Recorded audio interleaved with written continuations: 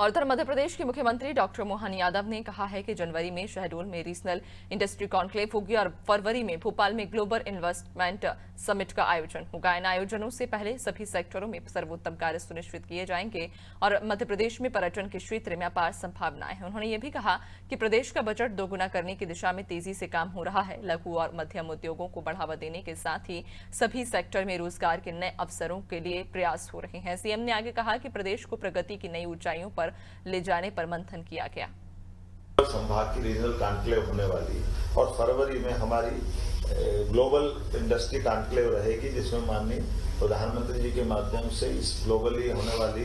Investor summit को plan किया गया है। अच्छे ढंग से इसको करेंगे। लगभग 2 माह का समय है, लेकिन तब तक हमारे सभी प्रकार से औद्योगिक निवेश के जो प्रस्ताव है सभी सेक्टर के, उसमें ठोस काम करते हुए जो जितना बेहतर से बेहतर हो सकता है उसमें काम करने के संकल्प लिए। पर्यटन के क्षेत्र में माननीय मोदी जी ने जो कल अनाउंस किया है कि मध्य प्रदेश देश के नहीं दुनिया के अंदर 10 सबसे बड़ी भविष्य की संभावनाओं में से मध्य प्रदेश है, तो स्वाभाविक रूप से वो जो गौरव है, और ये हम नहीं कह रहे हैं, माननीय मोदी जी ने कोट किया कि अमेरिका की कोई अच्छी मैगजीन में छपा, तो उस आधार पर हमने तो ये पर्यटन के क्षेत्र में सभी प्रकार से, जैसे अब तो आगे प्लान ये भी कर रहे हैं कि मेडिकल टूरिज्म भी होना चाहिए। हमारे पास टूरिज्म की संभावना अपार है, तो स्वाभाविक रूप से हमारे जिस प्रकार के टूरिज्म में न केवल लोगों को रोजगार है, बल्कि रोजगार में हमारे साथ आर्थिक रूप से बढ़ने का भी है। तो कम से कम ऐसे लोगों को हम सोलर पंप देकर पहली प्रायोरिटी से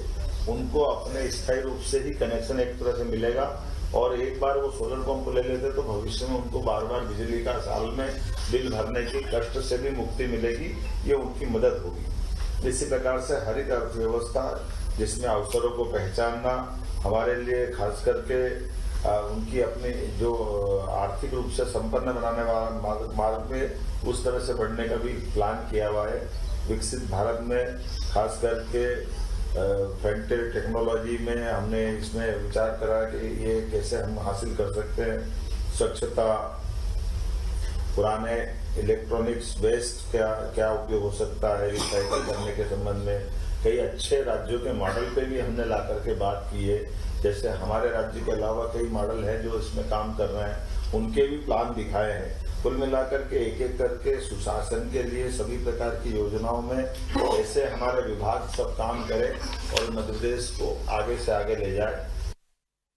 पशुपालन को बढ़ावा देते हुए जो 9% की दूध उत्पादन क्षमता है उसको 20% तक ले जाते हुए इस पे भी निर्णय करने के लिए हमने काफी हद तक इस पे आज हमारे मंथन में विचार हुआ है। शहरों को आर्थिक रूप से कैसे समृद्ध बनाए, अर्थव्यवस्था को सुदृढ़ कैसे करे, इस कल्पना पे भी बात करने के साथ जो शहर के आसपास के बढ़ने वाले विकास और उसमें निर्वाचित एजेंसियां भी, जैसे निर्वाचन की एजेंसियां मान लो नगर पालिका है तो नगर पालिका के पास में नगर निगम को अपनी कैसे बनेगी, जो नगर निगम है नगर निगम के पास के बाद के जो बेल्ट है उन बेल्टों पे पंचायत आ जाती तो कई बार अव्यवस्थित विकास होता है। तो हमने सुझाव में बातचीतों में से निकल के आया कि 2-3-4 पंचायतों को मिला के नगर परिषद बना दिया जाए, ताकि बाद के भी आवासीय कई बड़ी बड़ी कैंपस बन जाते हैं तो उनकी सारी व्यवस्थाओं में प्रॉपर तरीके से काम हो सके। ऐसी मेट्रोपॉलिटन सिटी पे भी जो पिछले समय काम हुआ, गीता भवन की बात की, वृंदावन गांव की बात है, ऐसे कई प्रकार के कामों को करते करते लेकिन ठोस काम आर्थिक रूप से सुधार के कामों को लेकर के भी विचार करने के आधार पर निवेश